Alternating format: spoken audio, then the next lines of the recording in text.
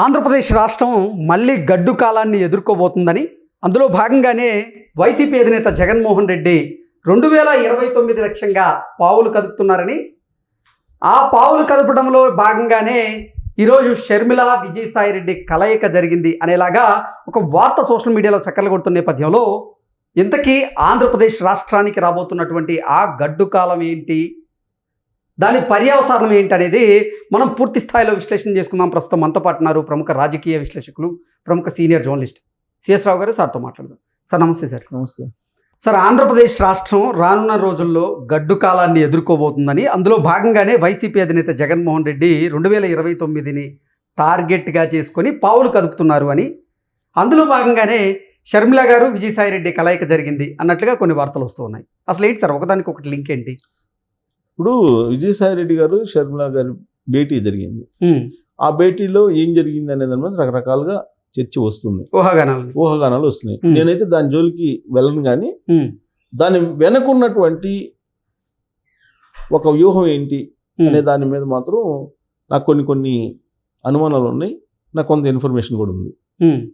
Information ఉంది, అనుమానాలు ఉన్నాయి, రెండు ఉన్నాయి. ఏంటనంటే 2029 అనేది జగన్మోహన్ రెడ్డి గారి టార్గెట్. ఏ రాజకీయ పార్టీ అయినా అంతే కదా, ఓడిపోయిన తర్వాత ఒకసారి నెక్స్ట్ ఎలక్షన్కి రెడీ అవుతుంది. కానీ ఇప్పటి వరకు ఒక అభిప్రాయం ఏంటి, జగన్మోహన్ రెడ్డి గారు ఇంకా మళ్ళీ లేవలేని స్థాయిలో రాజకీయంగా దెబ్బతిన్నాడు అనేది. కానీ దానికి స్పీకర్గా ఉన్న అయ్యన్న పాత్రుడు గారు ఒప్పుకోట్లా. జగన్ చచ్చిపోలేదని చెప్పి ఎప్పుడో చెప్పాడు ఆయన. జగన్ చచ్చిపోలేదు అని, జగన్ ఓడిపోయాడు చచ్చిపోలేదు అని దాని అర్థం ఏంటంటే రాజకీయంగా చచ్చిపోలేదు ఇంకా అని ఆయన అర్థం. సరే, దాన్ని వేరే సెన్స్లో తీసుకున్న వాళ్ళు తీసుకున్నారు, అది వేరే విషయం. ఆయన చెప్పింది నిజమేమో అని తాజాగా జరిగినటువంటి పరిణామాలు మనకి విశ్లేషణకు పనికొస్తున్నాయి. ఓకే, ఏంటి అని అంటే ఆంధ్రప్రదేశ్ రాష్ట్రం 2029 అనేది టార్గెట్ జగన్మోహన్ రెడ్డి గారికి. సరే, కూటమి ప్రభుత్వాన్ని ఓడించి మళ్ళీ జగన్మోహన్ రెడ్డి వస్తారు అనుకుందాం కొద్దిసేపు. ఏంటి పరిస్థితి? కూటమి ఓడిపోయినట్ట, ఆంధ్రప్రదేశ్కి మూడినట్ట మళ్ళా? ఇది చర్చ జరగాలి ఇప్పుడు. ఓకే, జనరల్గా ఏ రాజకీయ పార్టీ అయినా అధికారంలో ఉన్న రాజకీయ పార్టీని దించడానికి ప్రయత్నం చేస్తారు. అలాంటి ప్రయత్నమే జగన్మోహన్ రెడ్డి గారు చేస్తున్నారు.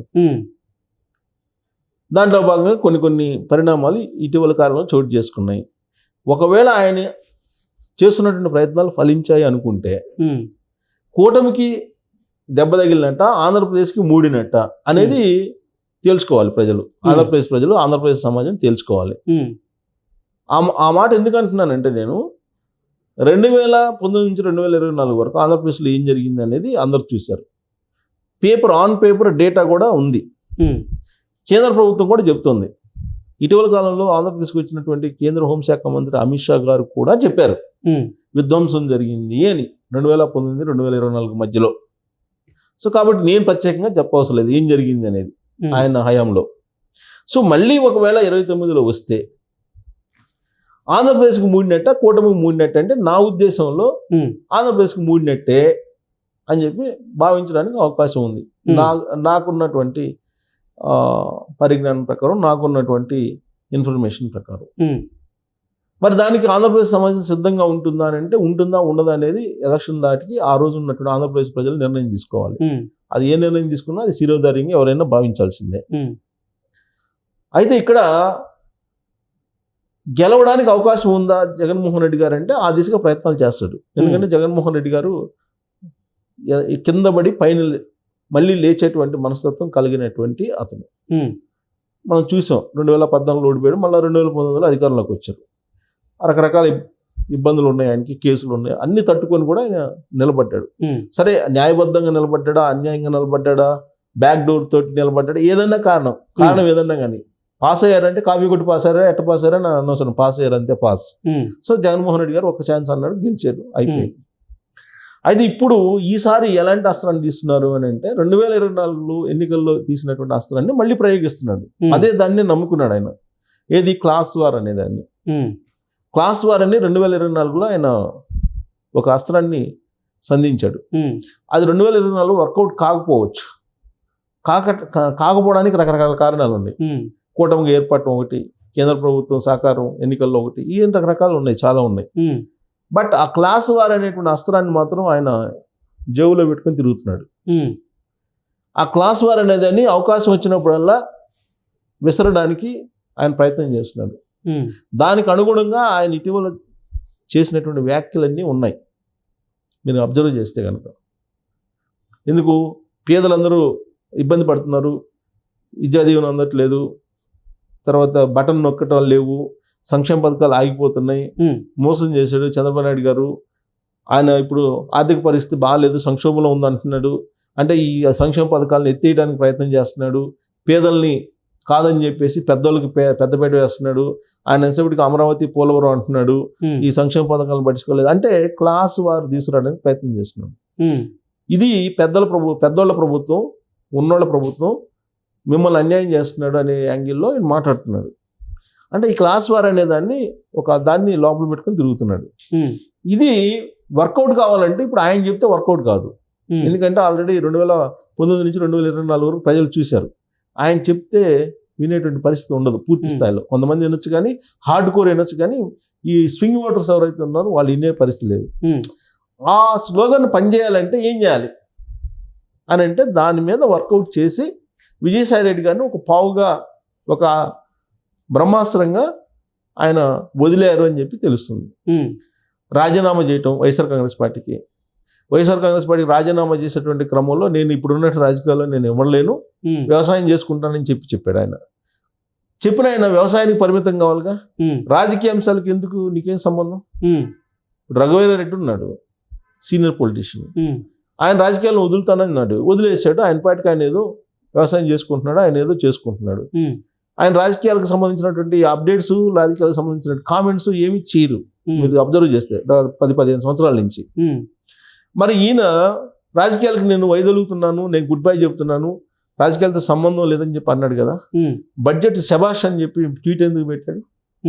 చంద్రబాబు నాయుడు అద్భుతమైన లీడర్ అని చెప్పి ఎందుకు పెడుతున్నట్టు అంటే రాజకీయాలలో ఎంటర్ కావడానికి ఇంకొక మార్గాన్ని ఎంచుకున్నాడు ఇతను. ఆ మార్గం ఏంటి అని అంటే బీజేపీలో చేరటం. బీజేపీలో చేరే అవకాశం లేదు, కూటమి ఉన్నంతకాలం అవకాశం లేదు. కాబట్టి నెక్స్ట్ ఆల్టర్నేటివ్ ఏంటి? కాంగ్రెస్ పార్టీ. అసలు కాంగ్రెస్ పార్టీకి పంపించడానికే ఈ డ్రామాలన్నీ వేపిస్తున్నాడు జగన్మోహన్ రెడ్డి గారు అనేది ఇంకొక వాదన. ఇప్పుడు కాంగ్రెస్ పార్టీ, వైఎస్ఆర్ కాంగ్రెస్ పార్టీ రెండు ఒకటైతే అప్పుడు అన్నాజల్లులు ఇద్దరు కూడా వేదిక మీదకి వచ్చి ఈ క్లాస్ వార్ అనేటువంటి నినాదాన్ని వినిపించడం ద్వారా ప్రజల్లోకి బలంగా వెళ్ళొచ్చు 2029లో అనేదానికి ఇప్పుడు బీజం వేశారు. దాంట్లో భాగంగానే వీళ్ళిద్దరు భేటీ జరిగింది అనేది ఒక ఇన్ఫర్మేషన్, ఇట్స్ నాట్ ఊహాగానం, ఇన్ఫర్మేషన్. ఓకే, అసలు జగన్మోహన్ రెడ్డికి షర్మిలకి పచ్చగా వడ్డేస్తే భగ్గుమనే స్థాయిలో విభేదాలు ఉన్నాయి, వాళ్ళకి మనస్పర్ధలు ఉన్నాయి, ఇక వాళ్ళు కలవరు అనుకుంటున్నటువంటి మూమెంట్లో వాళ్ళిద్దరిని కలిపేందుకే విజయసాయి రెడ్డి రంగంలోకి దిగారా? మరి ఆయన కలిసాడు కదా, దాదాపు 2 గంటలు 3 గంటలు ఇద్దరు మాట్లాడుకున్నారు కదా. 2-3 గంటలు ఏం మాట్లాడుకుంటారు? సరే, కుటుంబం సంబంధించిన ఆస్తుల వివరాలు మాట్లాడుకున్నారు అనుకుందాం, కానీ రాజకీయపరమైన అంశాలు మాట్లాడకుండా ఉంటారని చెప్పి మనం అనుకోగలమా? ఒకవైపు ఈయన కాంగ్రెస్ రాజకీయాల గురించి మాట్లాడుతున్నాడు, ఆమెమో పిసిసి అధ్యక్షురాలు, మాట్లాడకుండా ఉంటారని చెప్పి మనం అనుకోగలమా? అనుకుంటే మనం పొరపాటు పడ్డట్టే.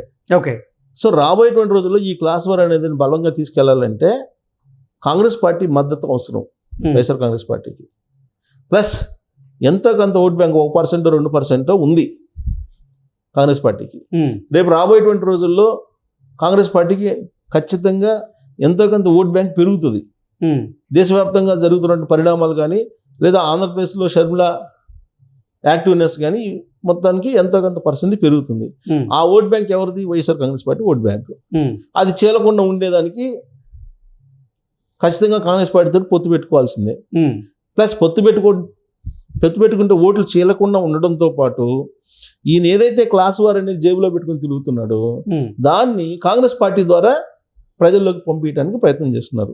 ఎందుకంటే తొలి నుంచి కాంగ్రెస్ పార్టీ మీద ఒక అభిప్రాయం ఉంది, ఇది ఎస్సీ ఎస్టీలకు సంబంధించి లేదా పేదలకు సంబంధించినటువంటి పార్టీ అనేది. ఇందిరమ్మ రాజ్యం అంటే పేదల రాజ్యం అనేది ఒక స్లోగన్ వెళ్ళిపోయింది సమాజంలోకి. అది నిజమా అబద్ధమా తర్వాత సంగతి. సో కాబట్టి ఇందిరమ్మ రాజ్యం, పేదల రాజ్యం, ఈ క్లాస్ వార్ అనేది ఇంచుమించుగా అన్ని ఒకటే. సో దీన్ని బలంగా తీసుకెళ్లాలంటే కాంగ్రెస్ పార్టీతో పొత్తు పెట్టుకోవాలి, లేదా విలీనం కావాలి. విలీనం కావడానికి అవకాశం లేదు, ఎందుకంటే బలంగా ఉన్నాము, మాకు 40% ఉందని ఇప్పుడు కూడా చెబుతున్నారు కదా. కాబట్టి జగన్మోహన్ రెడ్డి గారు ఒక పెద్ద వ్యూహంతో విజయసాయి రెడ్డిని వైఎస్ఆర్ కాంగ్రెస్ పార్టీ నుంచి పంపించారు. పంపించి తెర వెనుక 2029 నాటికి మళ్ళీ అధికారంలో రావడానికి ఒక పెద్ద మాస్టర్ స్కెచ్ వేశారు. ఈ మాస్టర్ స్కెచ్ కనుక ఫలిస్తే ఆంధ్రప్రదేశ్కి మూడిందా లేదంటే కూటమికి మూడిందా అనేది ప్రజలు తెలుసుకోవాలి. ఓకే, ప్రజలు తెలుసుకొని అప్పుడు కనుక ఓటేస్తే ఓకే. అదర్వైజ్ 2019 లాగా మళ్ళీ క్లాస్ వారిని అని చెప్పి నమ్మితే ఈయన చేసేటువంటి అప్పుడే ఒక్కసారి నమ్మారు, ఈసారి క్లాస్ వార్ అనేది నమ్మితే 24లో పడుచుకోవాలి క్లాస్ వారిని. దాన్ని మళ్ళీ మళ్ళీ మళ్ళీ మళ్ళీ చెప్పడానికి ప్రయత్నం చేస్తున్నారు వాళ్ళు. అది కనుక ఎక్కిందనుకో, అది కనుక ఎక్కితే మళ్ళీ 2019 2024 మధ్యలో వచ్చినటువంటి సిచ్యువేషన్స్ వచ్చేదానికి అవకాశం ఉంది. అప్పుడు ఏపీకి మళ్ళీ 3 నెట్ అని చెప్పి అనుకోవడానికి అవకాశం ఉంది. Okay sir, thank you.